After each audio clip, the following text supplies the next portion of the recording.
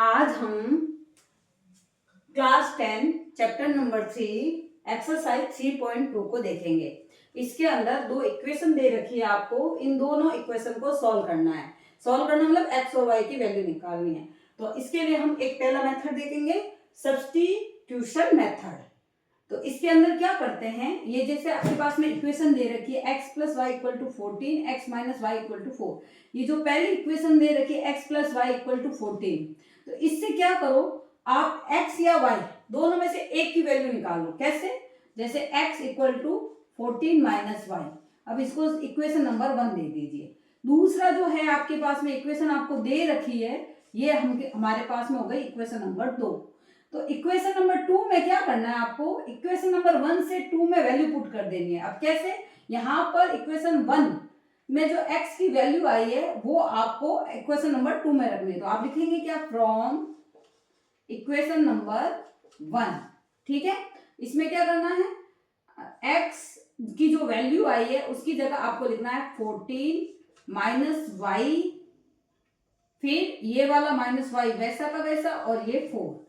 हमने equation number 2 में equation number 1 से वैल्यू पुट कर दी। अब यहाँ पे क्या हो गया, 14 और ये हो गया माइनस का 2y इक्वल टू 4। 14 ये 4 को इधर लिया और 2 को उधर भेज दो, 2y को। कितने हो गए, 10। 10 equal to 2y, y equal to 10/2, मतलब कितने हो गए, 5। इस तरीके से हमने y की वैल्यू निकाल दी।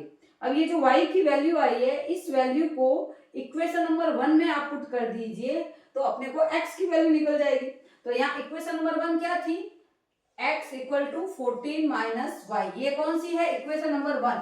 ठीक है, अब यहाँ पर वैल्यू पुट करते हैं, इसको 3 भी दे सकते हैं अपन नाम, 3 दे दिया नाम।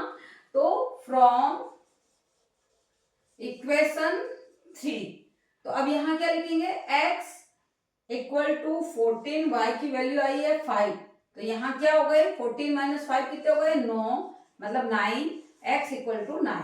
इस तरीके से आपने इसकी वैल्यू निकाल दी।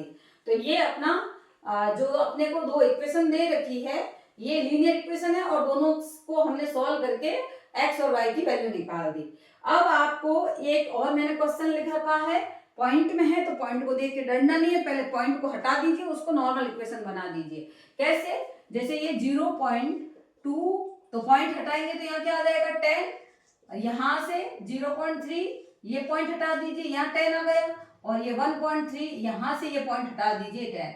अब इनको अगर अपन सॉल्व करते हैं एलसीएम लेके, तो अपने यहाँ पे यहाँ क्या बचेगा, इक्वेशन बनेगी 2x 3y इक्वल टू 13। ये हो गई आपकी इक्वेशन नंबर 1। अब यहां से आप क्या कर सकते हैं, x की वैल्यू निकालो चाहे y की वैल्यू निकालो, एक की वैल्यू निकाल देनी है। जैसे ये 2x है, तो यहाँ 2x है, तो यहाँ क्या करते हैं, 13 माइनस 3y कर देते हैं। ठीक है, तो x की वैल्यू क्या होगी, 13 माइनस 3y/2, ये आपके इक्वेशन नंबर 2। ठीक है, अब इसी तरीके से अपन ये वाला निकालते हैं, 0.4x प्लस 0.5y है। पहले तो पॉइंट हटा दीजिए, ये 10x हो, ये यहाँ 10 हो गया, यहाँ 2.3 है, यहाँ पॉइंट हटा दिया।